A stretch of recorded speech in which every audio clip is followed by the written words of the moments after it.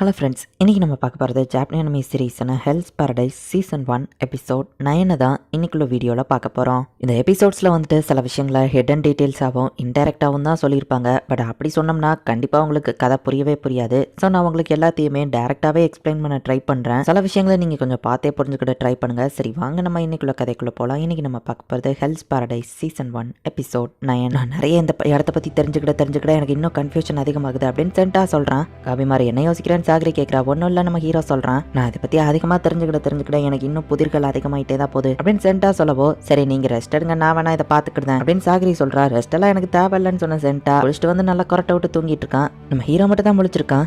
ஒருவேளை டென்ஷன் தான் elixir of லைஃபை பாதுகாக்குதுன்னா ஒரு பிளான் இல்லாமல் நம்ம ஹோராக்கி போகக்கூடாது அப்படின்னு சென்டா சொல்லியிருப்பான். ஆனால் அதுக்கெல்லாம் இப்போ எனக்கு நேரம் இல்லை.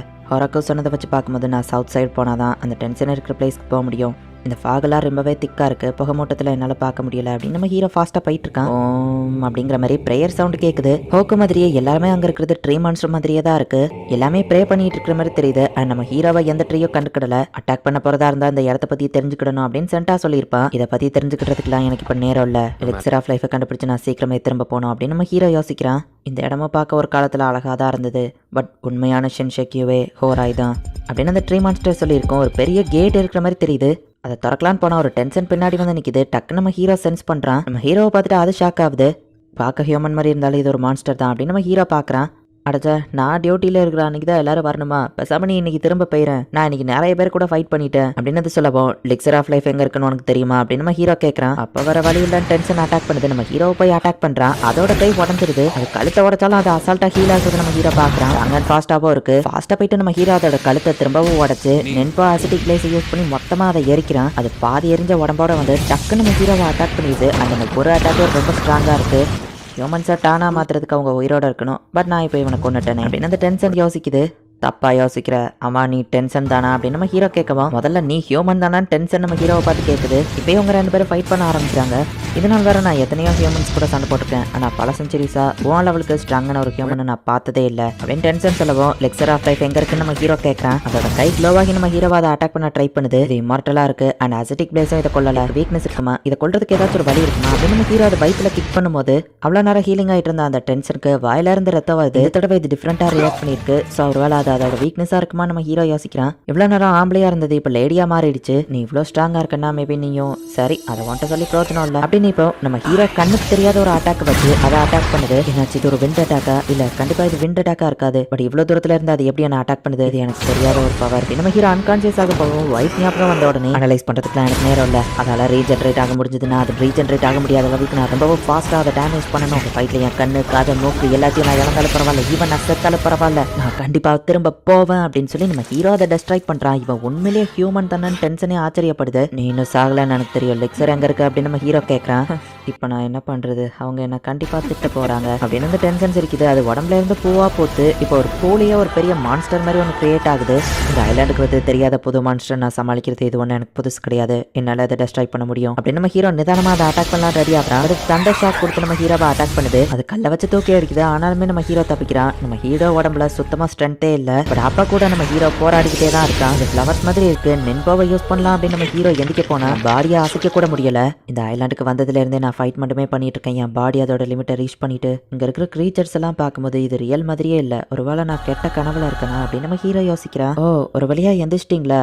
என்னாச்சு, ஏதோ கெட்ட கனவா அப்படின்னு நம்ம வைஃப் கேட்கவும், ஆமா அதெல்லாம் கெட்ட கனவு தான் நினைக்கிறேன் அப்படின்னு நம்ம ஹீரோ சொல்றான். சரி இருங்க, நான் உங்களை ஃப்ரெஷ் ஆக்குறதுக்கு டீ போட்டு எடுத்துட்டு வரேன் அப்படின்னு போறா. ஹீரோ அங்க இருக்கிற எல்லாத்தையும் சுத்தி முத்தி பாக்குறான். இந்தாங்க உங்களுக்கான டீ எடுத்துக்கோங்க அப்படின்னு சொல்லி அவ கொடுக்கவும், இது கனவா இருந்தாலும் உன் கூட கடைசியா ஒரு தடவை பேசினதுல எனக்கு சந்தோஷம் அப்படின்னு நம்ம ஹீரோ சொல்றான். அந்த மான்ஸ்டர் அட்டாக் பண்ணதுல நம்ம ஹீரோ அன்கான்சியஸ்கே போயிட்டான். அந்த மான்ஸ்டர் நம்ம ஹீரோவை பிடிச்சி அவனோட தலையை துண்டாக்க ட்ரை பண்ணுது. அப்ப ரத்தமா வருது. பார்த்தா அந்த கண்டிஷன்லயும் நம்ம ஹீரோ அதை அட்டாக் பண்ணி அதோட ரத்தத்தை தான் வர வச்சிருக்கான். ஷினோபி ரூல் நம்பர் 20, ஃபைட் பண்ணுவான். உடம்புல சுத்தமா எனர்ஜியே இல்லை. எதிர்கிட்ட மாட்டிட்டு இருக்கேன்னா உன்கிட்ட இருக்கிற மொத்த பவரை யூஸ் பண்ணி எதிரியவோ சேர்த்துவோம் கூட சாவடிச்சிரு. நான் இதுக்காக உன்னை ட்ரைனிங் பண்ணியிருக்கேன். ஸோ உனக்கு விருப்பமே இல்லைன்னா இல்லைன்னா கூட உன் பாடியே ஆட்டோமேட்டிக்கா அதை பண்ணிரும் அப்படின்னு அந்த சீஃப் சொன்னதை நம்ம ஹீரோ யோசிக்கிறான். பிடிச்சிருந்ததுல இருந்து தப்பிச்சிட்டான், ஆனாலுமே அது கடைசியா அட்டாக் பண்ண போது என்ன மன்னிச்சிருயோ, உன்னை பார்க்க நான் திரும்ப வரமாட்டேன் அப்படின்னு நம்ம ஹீரோ சொல்றான். அப்போ மே அந்த இடத்துக்கு வரா. அந்த மான்ஸ்டர் அட்டாக் பண்ணவும் இவங்க அந்த பேரியரோட சேர்த்து கீழே போறாங்க.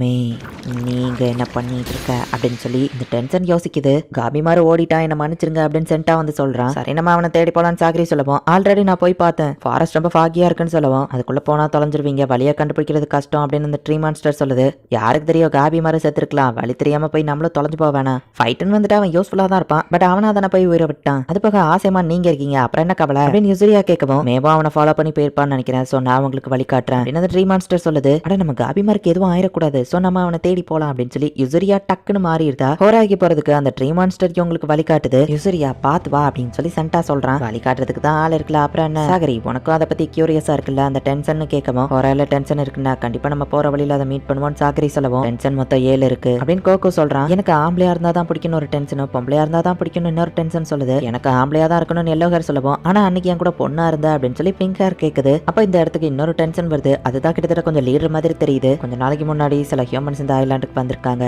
நிறைய ஷோஷின் இறந்து போயிருக்குன்னு அந்த லீடர் மாதிரி இருக்குது சொல்லவும், ஷோஷின் தானே அதை எல்லாத்தையும் பார்த்துக்கிடணும், நீ அந்த ஹியூமன்ஸை பீச் சைடு பார்த்துருக்க, ஆனால் அவங்கள உயிரோட விட்டுட்டு இந்த கண்டிஷனில் வந்து நிற்கிறேன்னு அதை அட்டாக் பண்ணுது. ரீஜென்ரேட்டிங் கம்மியாக இருக்கு, டிரான்ஸ்ஃபர்மேஷனை யூஸ் பண்ண வைக்கிற லெவலுக்கு அந்த ஹியூமன் ஸ்ட்ராங்காக இருந்தா அப்படின்னு சொல்லி மற்றவங்க கேட்குறாங்க. நம்மளாம் ஒரே ஃபேமிலி, நீ எப்படி அவனை அட்டாக் பண்ண அப்படின்னு இந்த லீடர் கேட்கவும், சாரி நம்ம சொல்கிறான். நீ கண்டுபிடிச்ச ஹியூமன்ஸை என்ன பண்ண லீடர் கேட்கவும், தானா மாத்திரத்துக்கு பிட்ஃபால்ல போட்டேன், நேரம் ஃப்ளவராக மாறிப்பாங்கன்னு சொல்லவும், ஒரு மோன்ஷினா அவங்க சாவடிச்சிருக்காங்கன்னா சாதாரண ஆளுங்க கிடையாது, அவங்க வெளியே வராமல் பார்த்துக்கோன்னு சொல்லுவோம். அதெல்லாம் வரமாட்டாங்கன்னு அந்த டென்ஷன் சொல்லுது. பட் இந்த ஆசா அங்கிருந்து வெளியே வந்துட்டான். மற்ற ஹியூமன்ஸ் மாதிரி அவங்க கிடையாது, எல்லாருமே ரொம்ப ஸ்ட்ராங்கா இருக்கிறாங்க, சோ நம்ம ரொம்பவே கேர்ஃபுல்லா இருக்கணும் அப்படின்னு ஒரு தண்ணி மாதிரி ஊத்தி எல்லா டென்ஷனுமே வந்துட்டு இப்ப குடிக்கிறாங்க. வயசாகி அடிப்படி இருக்கிற அந்த டென்ஷனும் இப்ப ரெக்கவர் ஆகுது.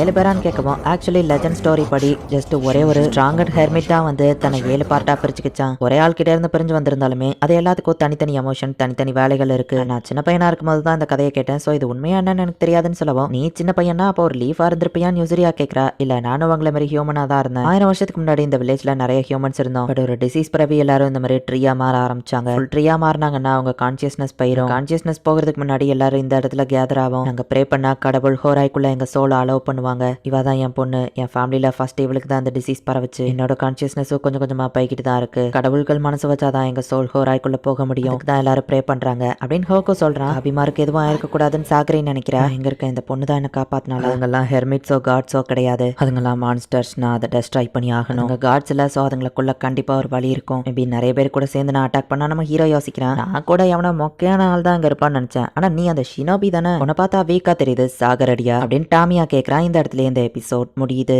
ஹிடன் டீடைல்ஸா இருக்கிற சில விஷயங்களை நான் ஆற போட்டு காமிச்சிருப்பேன். ஃபர்ஸ்ட் டைம் பார்க்கும்போது உங்களுக்கு புரியலனாலும் இந்த அனிமேவை நீங்க கம்ப்ளீட் பண்ணதுக்கு அப்புறமா செகண்ட் டைம் பார்க்கும்போது உங்களுக்கு புரியும். இனிதான் கதையை இன்னும் வேற லெவலில் சூப்பராக போகும். ஸோ மிஸ் பண்ணாமல் பார்த்து என்ஜாய் பண்ணுங்க. அண்ட் உங்களுக்கு இந்த வீடியோ பிடிச்சிருந்தது அப்படின்னா லைக் பண்ணிட்டு அப்படி மறக்காம நம்ம சேனலை சப்ஸ்கிரைப் பண்ணிருங்க. தேங்க்யூ ஃபார் வாட்சிங். Bye guys. நெக்ஸ்ட் எபிசோட்ல மீட் பண்ணலாம்.